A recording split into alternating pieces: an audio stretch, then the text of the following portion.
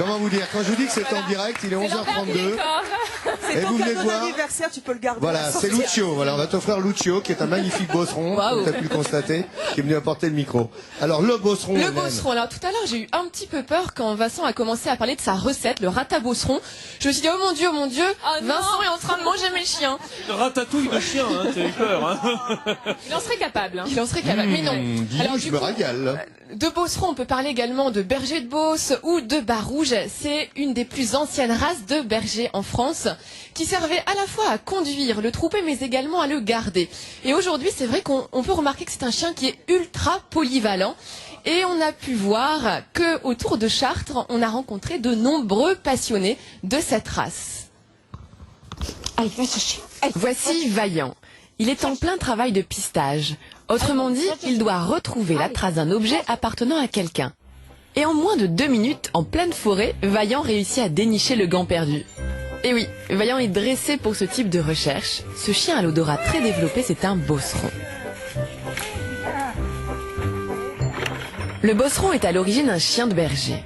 À la fin du 19e siècle, il était aussi utilisé comme chien d'attelage. Et tous ces gens en habit traditionnel le savent bien. Ils font partie de l'amicale du chien de recherche du pays de Chambord. Parmi les chiens présents, 3 bosserons sont à pied d'œuvre. Le bosseron, c'était un chien de travail, ça a toujours été un chien de travail. C'est un chien que l'on voyait travailler dans les fermes, c'est un chien que l'on voyait travailler au troupeau.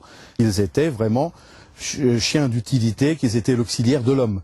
À savoir que c'était des chiens qui emmenaient soit des légumes au marché, les enfants à l'école, il y avait le facteur qui l'utilisait, le boulanger, etc. On appelait ça la tâche du pauvre. Jean-François et ses partenaires de l'amicale veulent remettre au goût du jour l'attelage. Ils participent à de nombreux concours. Cet après-midi, entraînement général pour tout le monde. Dedans. Viens. Doucement, dedans, dedans. Oui, c'est bien. Oui, c'est bien, ma fille.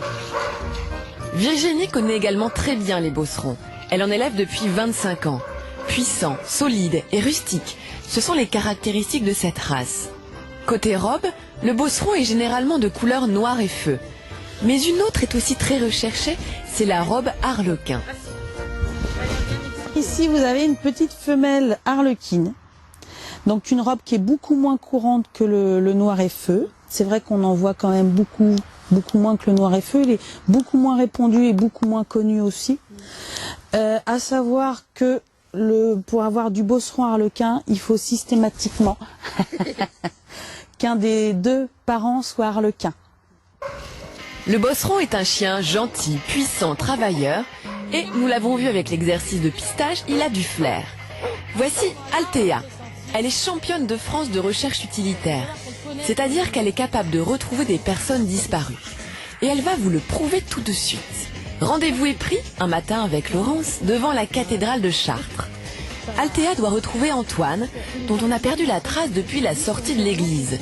Même procédé que pour le pistage, le bosseron renifle un objet appartenant à l'individu disparu. Elle cherche. Le chien dirige tout. Nous, derrière, nous ne faisons qu'un accompagnement. Et donc, on doit essayer de comprendre ce que le chien explique. Donc, c'est la grosse difficulté de cette discipline, c'est de pouvoir lire son chien. Althea entraîne sa maîtresse dans les rues de la ville. Un coup à gauche, un coup à droite, demi-tour.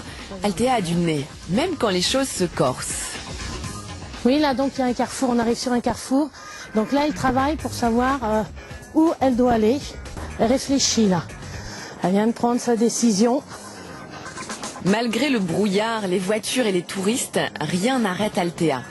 En moins de 15 minutes, elle va retrouver Antoine.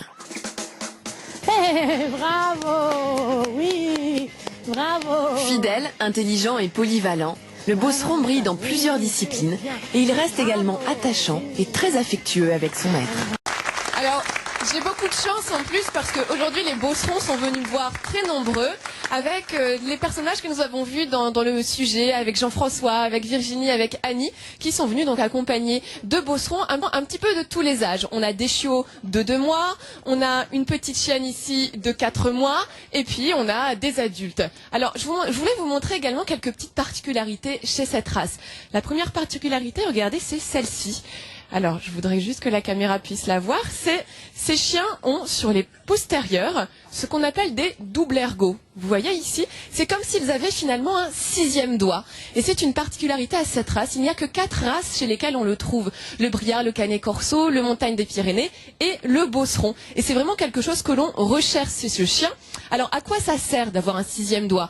Eh bien, à la fois avoir une meilleure adhérence sur le sol, et puis également, comme ces chiens sont destinés à garder et à conduire les troupeaux de moutons, ça leur permet de sauter sur les troupeaux de moutons quand ils sont rassemblés, et ces 2 doigts leur permettent d'avoir une meilleure adhérence sur la laine des moutons.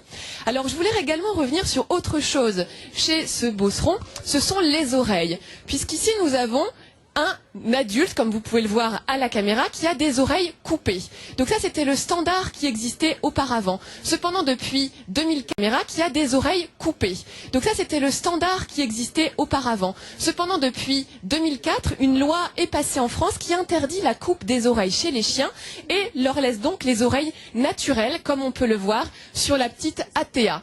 Et c'est une loi qui a été interdite pour éviter justement tout ce qui est mutilation chez les chiens, des opérations chirurgicales qui n'ont pas d'autre intérêt que celui d'être esthétique.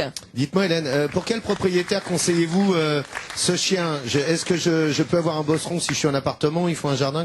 Alors il vaut mieux avoir un jardin, mais c'est un chien de famille, un excellent chien de famille, même s'il peut avoir une attitude un petit peu patibulaire, un petit peu une façon un petit peu. Enfin, les gens peuvent avoir parfois un petit peu peur de ces chiens, mais c'est vraiment un chien qui est très sympa, qui a besoin bien entendu d'être éduqué, avec une main de velours dans un gant, non, une main de fer, pardon, dans un gant de velours, ça sera mieux. Dites donc, pour votre anniversaire, on pourrait vous offrir un joli Beauceron. Alors ça fera plaisir à la maison. Oui, voilà, je vais prendre celle-ci, je vais prendre la petite Harlequin. Voilà. Bah, écoutez, c'est fait, allez-y, voilà.